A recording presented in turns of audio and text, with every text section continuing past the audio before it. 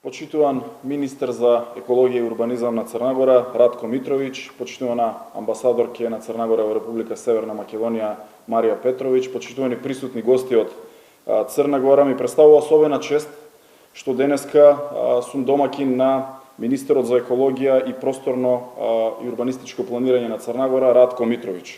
Ова е наша прва заедничка средба во прва посета на Скопје и можевме да ги размениме сите мислења кои што ги имаме во нашето заедничко делување во делот на урбанизмот и градењето.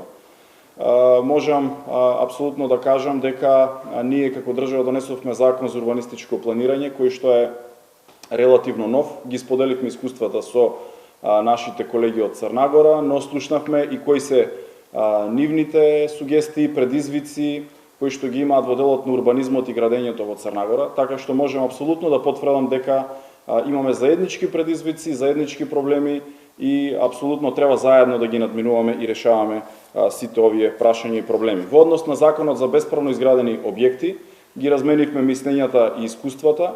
Ова е предизвик со кој што се соочува целиот регион, и Република Северна Македонија, и Република Црна Гора, Република Србија и Хрватска.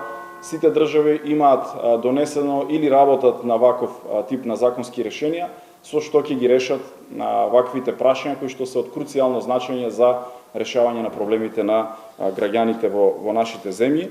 Така што посакувам да оваа наша заедничка средба и комуникација продолжи и во иднина на секое ниво, со што ќе придонесеме заеднички за подобар напредок и побрз напредок и развој на условите за живот на граѓаните во двете земји. Уште еднаш искрено благодарам за присуството на министерот овде во Скопје и верувам дека оваа наша заедничка соработка ќе продолжи во иднина. Благодарам. Želim da zahvalim kolegi ministru za transport i komunikacije na gostoprimstvu.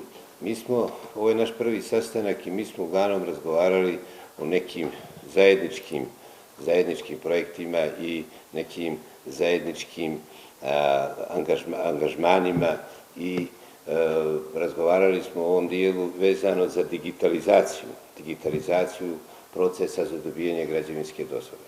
Mi smo sada konkretno u Crnoj Gori radimo na projektu digitalizacije dozvola, ali naš proces je dosta složen. Htjeli smo da vidimo kakva su vaše iskustva, jer koliko sam ja vidio kolege u vašem ministarstvu su u ovom procesu više odmakli od nas. Mogu da kažem da je vaš proces dobijanja građevinskih dozvola pojednostavljen. Mi sada radimo na izradi novog zakona za prostorno planiranje, urbanizam i izgradnju objekata i sigurno vaša pozitivna iskustva će biti od koristi. Također smo i razgovarali da vaši ljudina budu od pomoći u izradi ovog projekta digitalizacije procesa dobijanja građevinskih dozvola.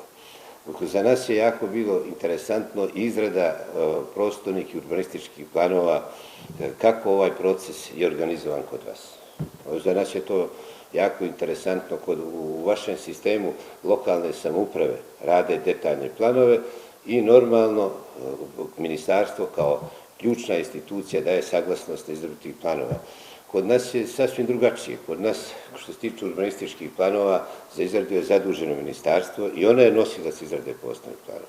Možda je u budućnosti, s obzirom da se radi novi zakon, interesantno da i mi razmišljamo o tome, da lokalne samouprave izrade detaljne planove na nivou opština, a da mi, kao krovno ministarstvo, dajemo saglasnosti i, s druge strane, da ministarstvo radi globalne, da kažem, na nivou države prostorne i urbanističke planove, te krovne planove koji daju smjernice za budući razvoj kompletne države. Također razgovarali smo vezano za iskustva legalizacije Makedoniji i Sloveniji u cijelom okruženju i dolazili smo do nekih zajedničkih stavova koji će nam svakako biti od koristi jer radimo novi zakon. Po mene isto jedna stvar mi je bila jako interesantna. Mi u Crnoj Gori nismo imali takvo iskustvo, na primjer da izradimo izrada prostornih planova za objekte infrastrukture.